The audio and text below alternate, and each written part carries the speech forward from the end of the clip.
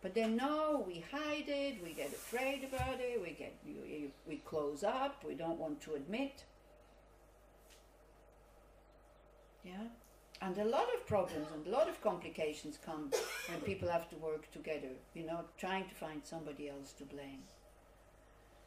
Arrogance is also a mind who doesn't really care so much about others. An arrogant person has friends to use in order to admire them, how wonderful you are, and if, you know, they don't admire them anymore, or if they become a threat so that they actually get better, or they use them as kind of stepping stones in order to get up the ladder.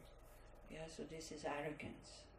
And arrogance always needs others to compare with. So now we come to equanimity, because also equanimity is a very good way not to fall into that arrogant mind, right? Because with arrogance, as I'm saying, we're always comparing, we're checking, are they better than me, are they worse than me, are they equal? And then we start to compete with others who are equal. We look down on those who are not as good as I am, and we get jealous on those who are better. All three are suffering minds, are disturbed minds, disturbed emotions. Yeah? So the definition of equanimity is not to distinguish between friend, enemy or stranger, but regard every sentient being as equal. It is a clear-minded, tranquil state of mind, not being overpowered by delusions, mental dullness or agitation. The near enemy is indifference. So there, be careful that you don't fall into indifference. It is tempting to think that just not caring is equanimity, but that is just a form of egotism again.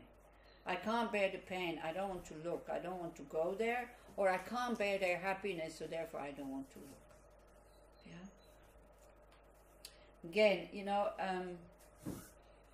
indifference would say, well, you know, why are you so upset? Everything is empty, everything is karma, everything is impermanent, everything is changing, everything ends.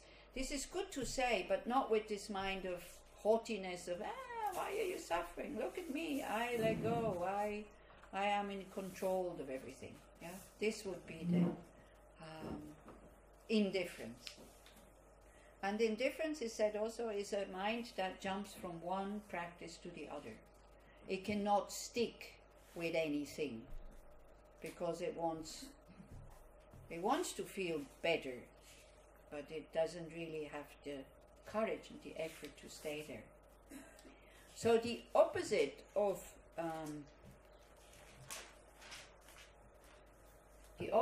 equanimity is anxiety, worry, stress, and paranoia caused by dividing people into good and bad. One can worry forever if a good friend may not be a bad person after all, and thus spoiling trust and friendship. Especially if you have been disappointed, you trusted somebody and then they do something that you didn't expect them to do, then we close up and we don't want to trust anybody anymore. Now, if you look at real life, nobody is to be trusted 100%. Nobody. But we have this expectation that they should be trusted 100%. So when we hear that, then immediately we go to the other extreme and we say, okay, I don't want to trust anybody anymore. But it's not what it means. So, you know, I always use the same example. Do you trust 100% that when you go with your car that you come home without having had an accident? Somehow you do, deep down. Automatic pilot, we expect that we won't have an accident. But at least intellectually we know that I can't trust that 100%. Still you drive, quite relaxed. When it happens, it happens. When it doesn't happen, you should be happy. But we're not happy when it doesn't happen. You know, if you would see that there would be so many occasions for you to have an accident. And what I see sometimes when it, you know, when it's really dangerous, but it happens that the two drivers react really well, instead of getting angry at the other person, you start to think, wow, so good that there hasn't been an accident. And you start to imagine what could have happened if you or the other wouldn't have reacted so well, and then you can let go of your anger. Yeah. So nothing is to be trusted is a characteristic of samsara, because all of us, me first and then the other, but we expect them to be me first, even if it's somebody else. You know, I should come first always. And so it depends how open the other person is. It depends how much they love you. It depends how much they can let go of the whole thing. Yeah, it's like when we talked about the sister, who is when we talked about the sister also, it's this kind of thing. Yeah, we would like to give, but because we have self-concern also, we cannot.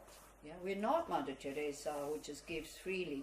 So we give whatever we can, where we're still happy.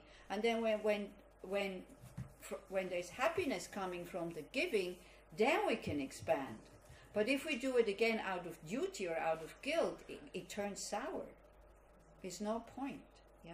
But you need a lot of courage in such situations to say no without feeling guilty.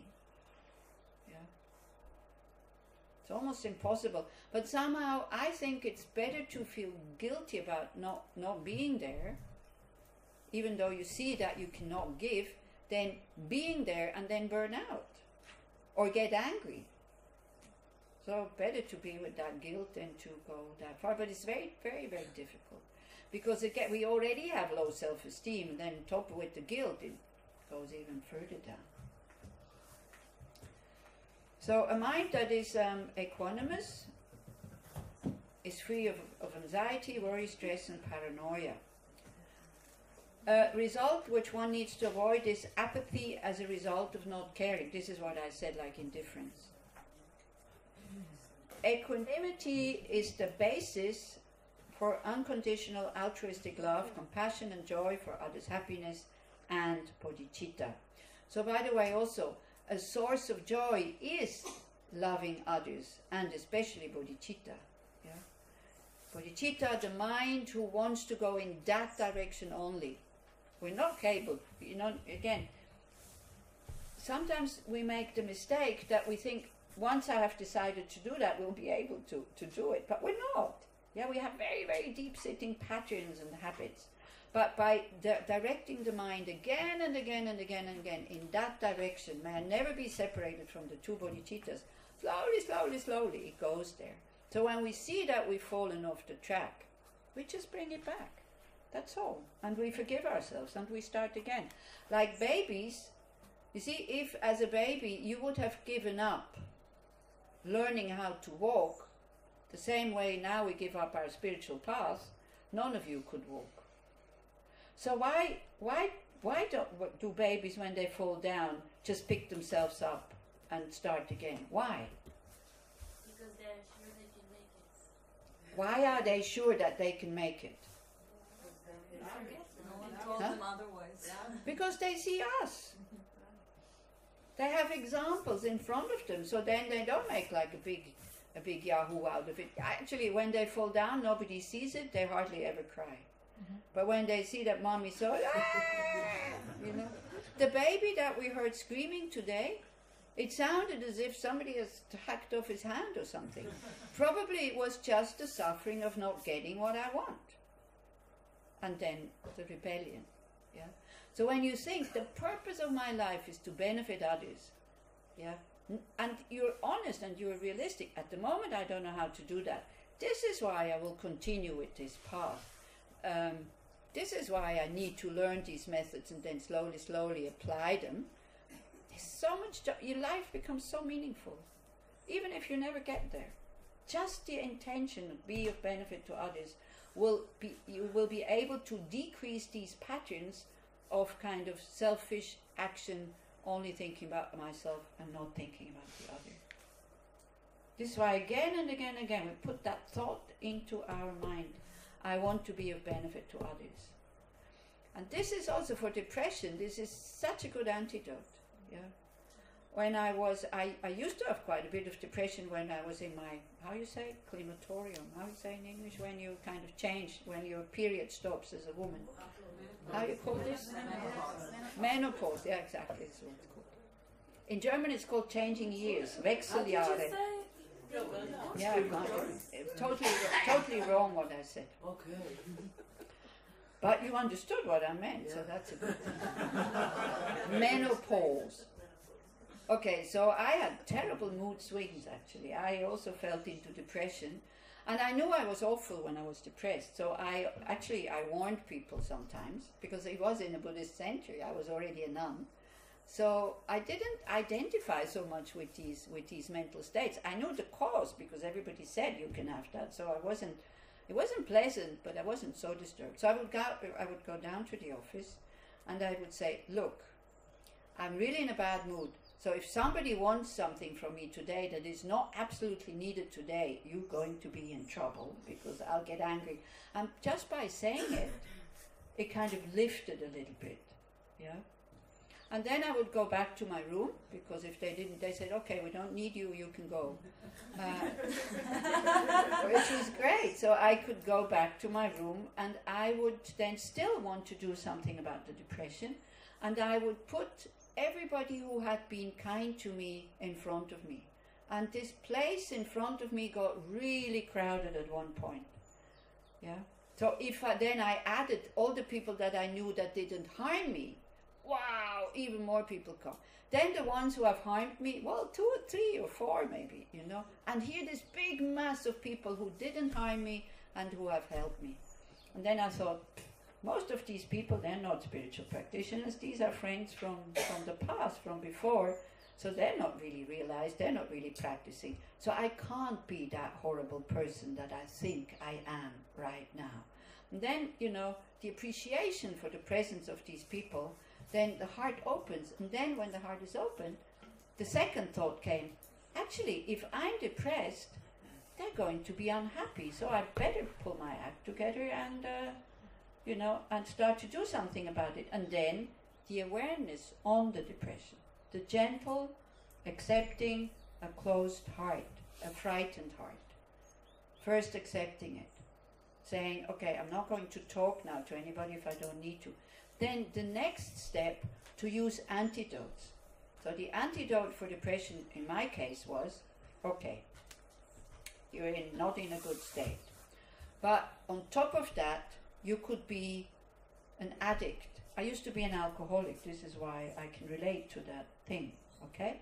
On top of it, you could still be an alcoholic with that shitty mind at the moment. You could be homeless. You're not. You have a bed, you have a room, you have people who care for you. So, you know, looking at situation where with this shitty mind, but it could be worse. And very quickly it lightened up. But then it came again, so then I had to apply the same methods. So it's the same way as if you want to, I don't know, if you have a big stain somewhere, you know, maybe the first washing it doesn't go out, so then you need to wash again and again and again and again until it goes out. Yeah. Or also karma, think, okay, great, I don't need to, they gave me permission to stay in my room because they see I'm not in a good state, so I stay here. Negative karma is getting exhausted by itself. I don't need to do anything. It's like washing machine. I can lie in bed, I feel bad, and then it gets exhausted. In order not to cling to it, not to make it so bad. And then we see the impermanence of it and then it goes. Yeah? But the thing is, if you let it go too deep and you have absolutely no antidotes, then also I don't know how to get out of it. But just to accept it. Do we have somebody sitting here who doesn't know what depression is from personal experience?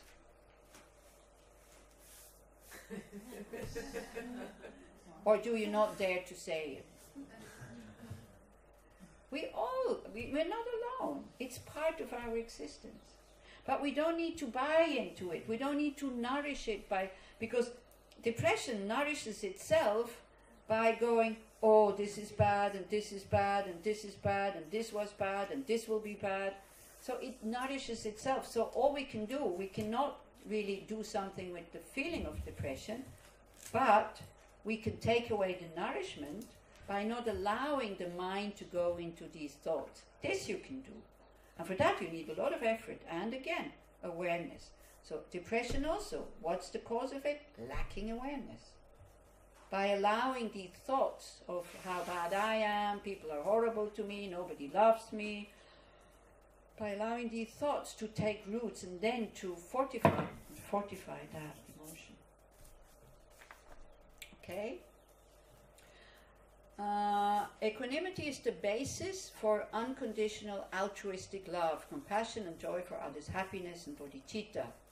When we discriminate between friends and enemies, how can we ever want to help all sentient beings? Equanimity is an unselfish, detached state of mind which also prevents one from doing negative actions. So for us, if you hear this for the first time, that you should have love for the person who has harmed you, it's like, what is she talking about? They should suffer because they harmed me. Now, what you can do, what sometimes helps when you feel like the victim, to try to remember how it makes you feel when you harm somebody else. How does it make you feel when you harm somebody else?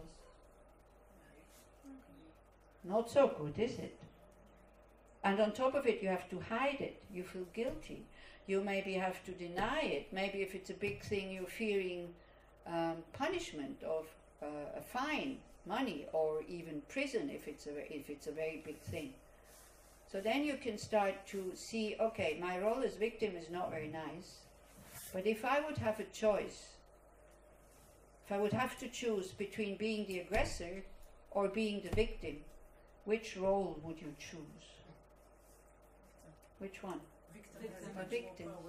Because as a victim, you can let go, it's finished. As an aggressor, it's much more difficult to let go. Yeah. So don't think now about other people who do not show their guilt or their regret or whatever. You have no clue what is going on in their mind.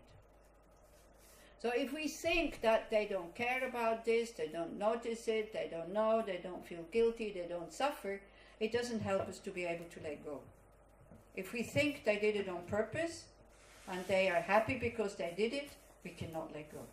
So we don't know how the other person feels. Maybe it's true, maybe they are happy about what they did, but it doesn't help you to think that way. So you can think, maybe they suffer more than I do.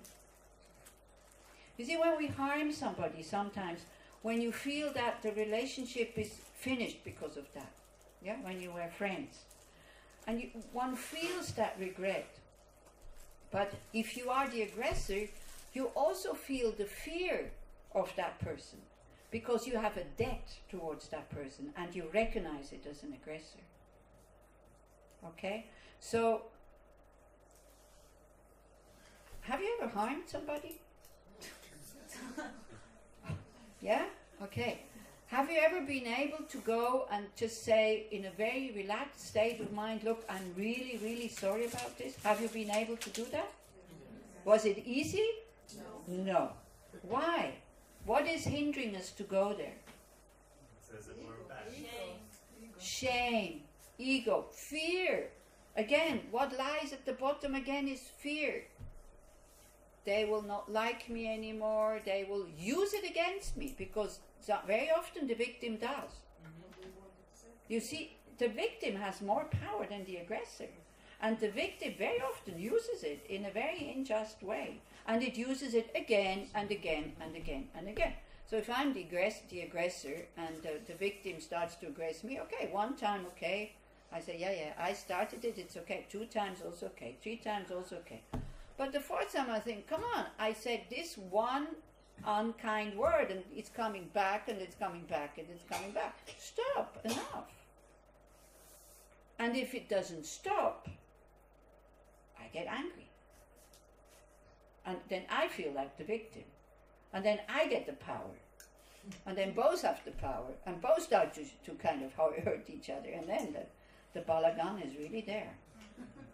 The schlemastel, or how you call it? then we have like big chaos here. Yeah.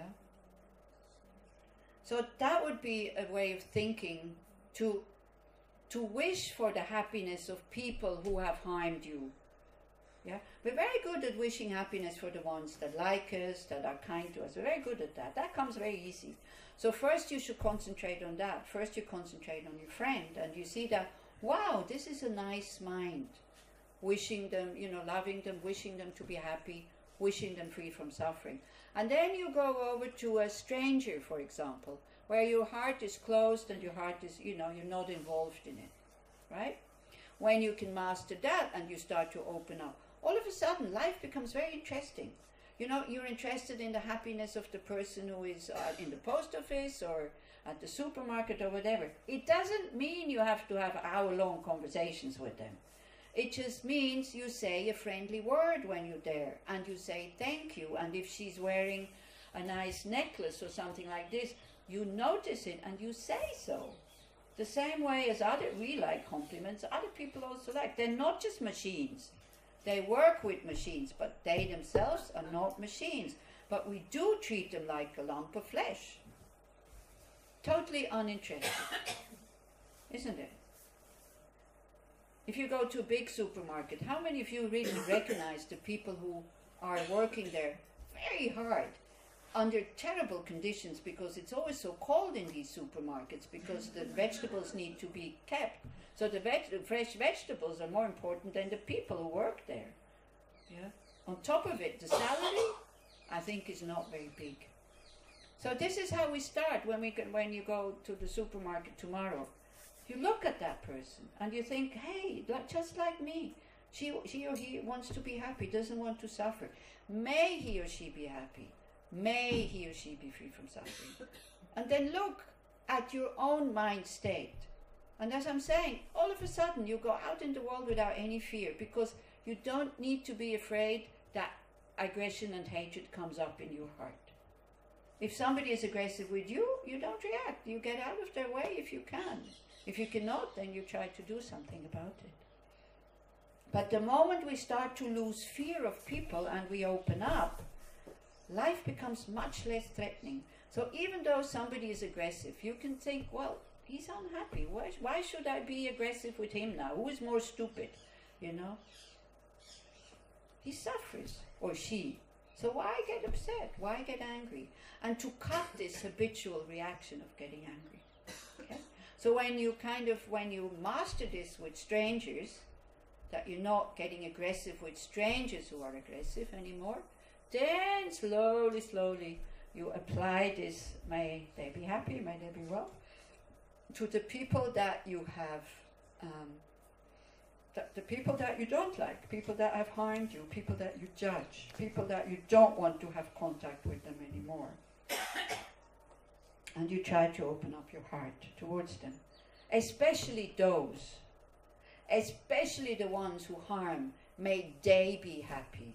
May they be well and free from suffering. How they don't deserve it comes the ego. Says, no, don't do it. Then the person is too big, and you need to take a smaller one. Somebody who just gets on your nerves a little bit. And then your heart opens, and then these people are not able to push your buttons anymore. You don't have to be afraid of them. And then you might actually be able to help them transform. Because if we want to transform somebody with aggression, that definitely never works. They might do what you want them to do, but out of fear. Do you want that? Do you want people to do the things for you that you want them to do because they're afraid of you? How would you feel if somebody says, oh wow, I'm so afraid of you, this is why I'm doing this now?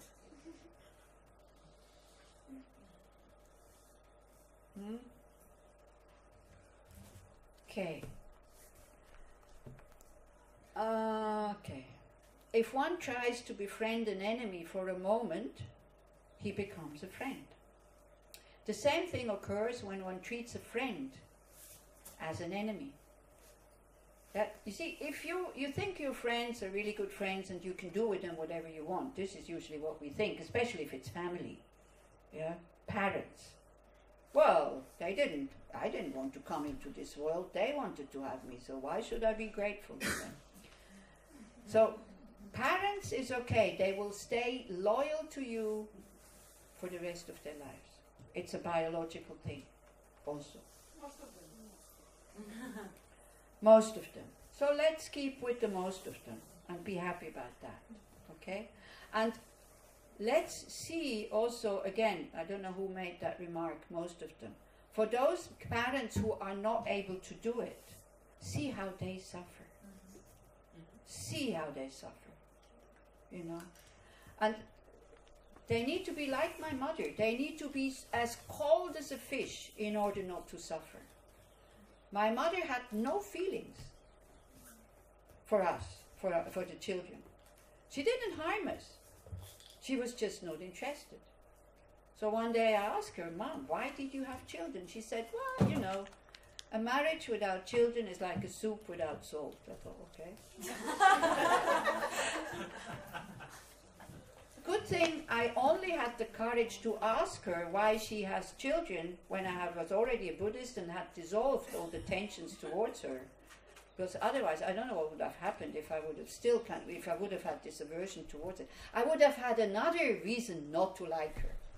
I say, see, she's not interested in it. You know, I used to get upset every Christmas because I don't like chocolate. I mean, I can eat it, but I'm really not attached to it. Every year I would get chocolate from my mother. And for me, it was the best proof that she doesn't like me, she's not interested in me. When she died, she was living in an old people's home. When she died, she had a small safe where she would put things. I found in there a box with cream for her hands because she said the cleaning woman is stealing it from me. So I said, well, so what? I'll buy a new box, no big deal. But no, she's not allowed to take it. Plus 2 bars of chocolate. And only then, when she had already died, I understood how precious chocolate it is for her. Only then. But I'm really happy I was able to dissolve my tensions towards her before she died. And I was actually able to thank her for having given me this body. Because it's with this body that I can express myself in the world. So that's thanks to her. You know, if she would have been like me, saying, I don't want any children, maybe it would have been better, but I think I came out quite okay, actually. You know, I was much worse in the past. So again, it's like I could blame my mother for my fears, and then because I wanted to dull the fears, I went into drinking. I could blame her. But what does it help? It doesn't change anything. And I'm not an alcoholic anymore. I still have fears, but I don't need the alcohol anymore. I can live with these fears quite okay. Somebody today said, you're a free spirit. I'm not a free spirit. I have a lot of fears, you know. It's okay. I let them be there. What to do? Having a lot of fears means I have been very aggressive in a past life, and I have been very aggressive when I was younger. Yeah, maybe some of you remember, I don't know, 17 years ago. Yeah, how I reacted sometimes. So if you treat an enemy like a friend, you have a good chance he will become a friend. If you treat a friend like an enemy, you can be sure that they will stop to be friends. Do you see what I mean? So we treat our enemies in a really bad way, and then we expect them to be nice to us. It's not fair. Yeah?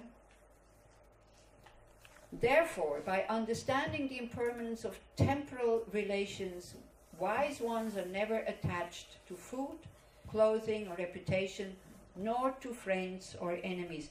We stop making these big black lines around this is my enemy and this is my friend.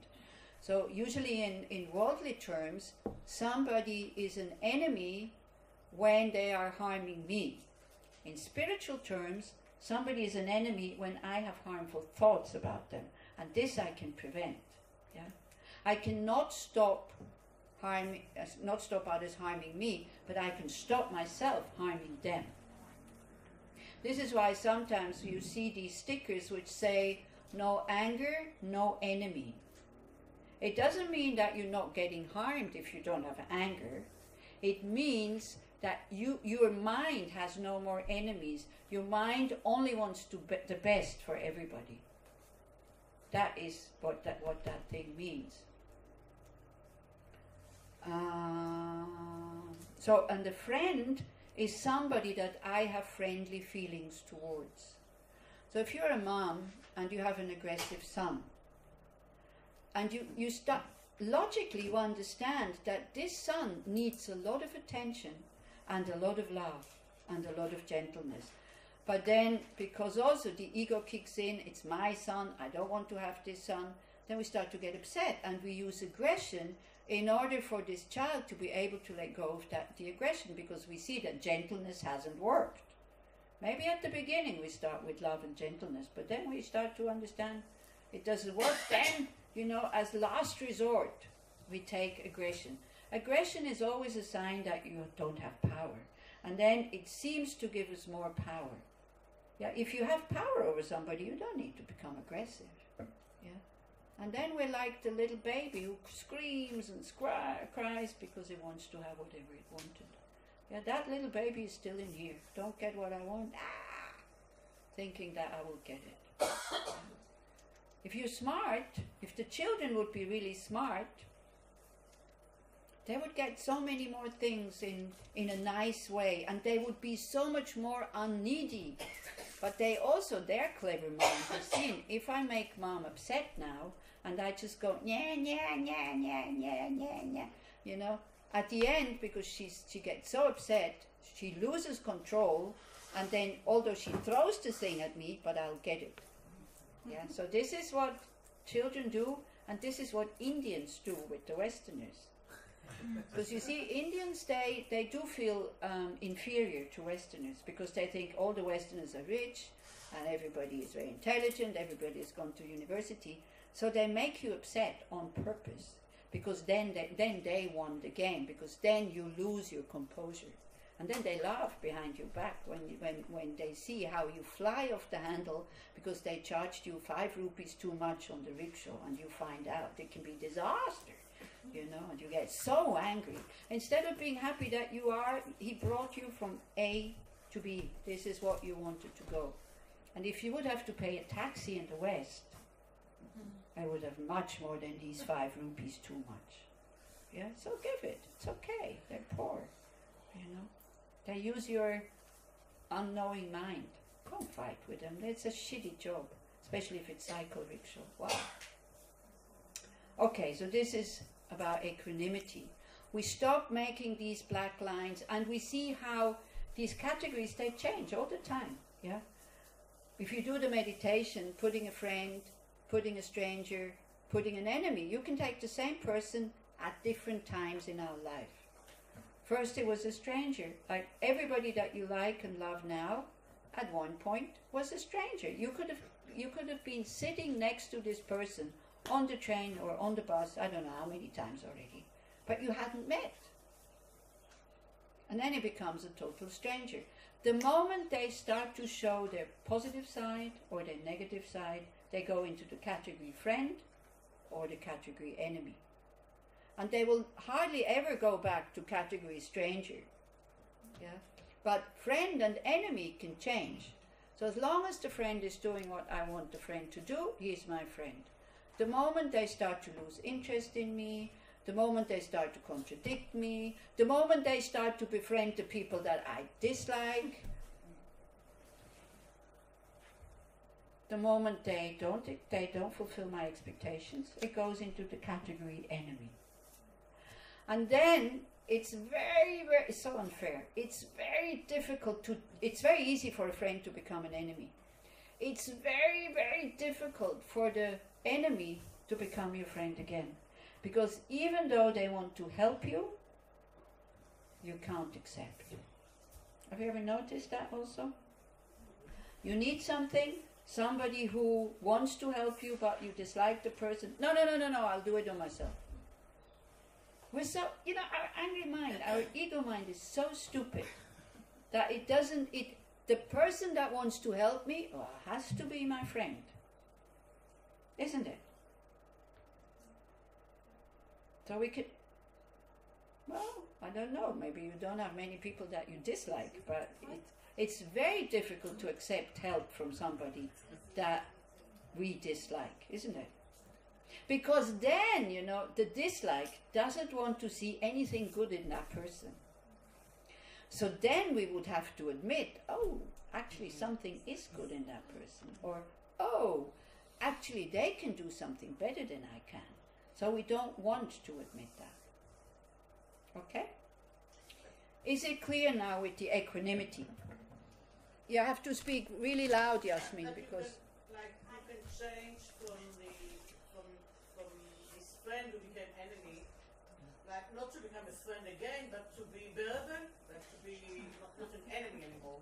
But, yeah, at least neutral.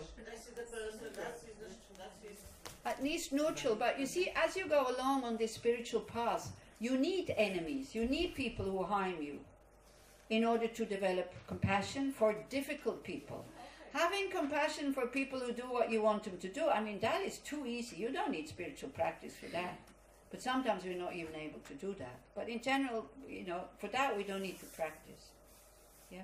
But if you can open up your heart towards somebody who has harmed you, I mean, that's the best.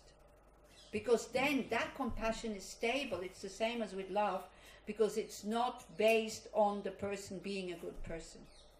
And then the open heart starts to see the suffering of an aggressive person. Yeah? And But then you it don't becomes... have to become a friend again. Why not? Well, you didn't hear when I gave you the definition of friend. The definition of friend in spiritual ways is somebody that I have friendly feelings for. That could mean I will never have contact with that person anymore. That's okay. But it means I don't wish that person to suffer. Okay. So that's that. But again, don't worry. You'll hear this again and again and again. His teachings on these four immeasurables. Is there a daily practice that you can recommend to people with low self-esteem? Yeah, think about your good qualities and push yourself to do good things so that you can rejoice about. Be generous. Don't be locked in that big ego mind, I am no good. Use the qualities that you have to share it with others. And every out-breath, I'm sharing with others what I have good. Every in-breath is like, what could we think with the in-breath when you have low self-esteem? May I have more qualities so I can share more with others. In, out, in, out, in, out. And ask your friends, am I really that terrible that I think I am? Am I really so just a ball of self-cherishing, have no qualities whatsoever? Start to become realistic. And think about the qualities, think about the good things that you're doing. Is there any warning signs while practicing to look for quite low self-esteem? Yeah, when it gets very tight in here and you start to think I'm no good and, you know, a lot of anxiety and all that, open up. Open up and think, yes, maybe I will fail. And when I fail, I will not the first one who has failed, and I will not be the last one, and my life still continues. Then if you have a very difficult exam, it's good to think like that, because then you go in a relaxed way. Even I failed the exam is not the end of the world. Even somebody takes away my PhD, it's not the end of the world, even though it seems like it. Can you tell about the method you used to be relaxed with your mom? Yeah, accepting her the way she was, not to expect another mother. Because I thought, I only have this one in my life. If I can't love her, the one who has given me this body, well, I'll be in trouble. And my mom hasn't changed at all. You know, while I was able to be relaxed with her, she was still as self-concerned as she ever was, but she wasn't able to make me upset anymore. And to see the kindness of the mother, that she could not give me more than what she gave, but she gave me this life. She gave me this body. She fed me when I was a kid, when I was very small. Yeah. Then she gave us to the neighbor when she was on holiday. But even that, also she chose a good neighbor who looked after me in a really good way. I loved that woman more than my mom. So she chose somebody really good to care for us when she was away. And maybe she felt, she felt like unconsciously, this woman is better for my children than me. Therefore, I'm going and give them to them. And this woman already had 3 children, so 2 more didn't really matter so much. So I kind of infiltrated myself into that family as if I belonged to them. Yeah. So I had this secure attachment that you need as a child. Maybe this is why it didn't go wrong. I don't know if that woman would have given me security if I would have needed it. But as long as I gave her that capacity and I didn't need it, I was okay, and I never needed it. Yeah, I felt okay in that family. So I was okay. Now, I could make a big drama out of this, but I don't, luckily. When we did the Tonglen I breathed in other suffering. I saw their suffering as mere illusion, so the black smoke disappeared the second it touched my core. Is that a mechanism of sophisticated avoidance? Could be, but could also not be. So just keep doing it. Don't worry so much what happens, what doesn't happen, how you feel, how you don't feel. With the Tonglen, you just do it. In the bad stuff, out the good stuff. In the bad stuff, out the good stuff. That's it. So it could be that it's some kind of... In the Tonglen, do we have to feel the actual pain? No. If you feel it again, it's just an ego play. Because you cannot take away the pain of somebody else. It's impossible. Yeah. So, no, you don't have to feel the pain. Sometimes you do. And it should lead to a bigger understanding. My brother died very young, at 48. So my sister-in-law, it's since 20 years, she's still in pain. Because she was so attached to that man. He was a nice husband. She was very dependent on him. So maybe 3 or 4 years later, the day when he died, she relived that last day of my brother, probably second by second by second, and again opens up the wound. I lost my husband. So usually I would phone and ask her how she was. It's my birthday. So I usually phoned and asked her how she is, and just listen to her and crying and all this, because she also knew that she didn't have to fake with me that she's okay. I was the only one who, after 3 or 4 years, or even now after 20 years, I'm not telling her, come on, grow up, continue to live. She is actually continuing to live, finally, because she moved to the old people's home. Mm-hmm. And she saw that she's not the only one having lost her husband. And because she's young, she's already in old people's home. She's like 65. With 65, she went to the old people's home. And she can be of help to others. So she starts to live. It's great. Yeah, it's really great. So old people's home is not always disaster. So anyway, so then it was a wheel turning day. So I was sitting in the puja, and I knew it couldn't go down to phone. So I knew how she felt, and I started to do Tonglen. And all of a sudden, I felt like a knife in my heart. And then I understood how my sister-in-law feels. Only then. And I started sobbing. I couldn't prevent it. And I put, this is practical thing. When you start to cry, or when you need to blow your nose, you just go like that. So I was sitting in the puja, and I was just sobbing away, but not really feeling the pain, but I wasn't carried away by it. After 2 hours, it was finished. It was gone. Yeah. So, yeah, you can, but you don't have to. Don't produce anything. The kind of black smoke vanishes, disappears, fine. It disappears, doesn't exist from its own side anyway. It's just visualization. You feel the pain? Okay, you feel the pain. It will vanish again, it will go away. Just let the cat go out, it's okay. This is distraction in your meditation, coming to distract you. We're almost done, we're almost finished. I would be happy if you can talk about anxiety and stress. I think that's what we did the whole weekend.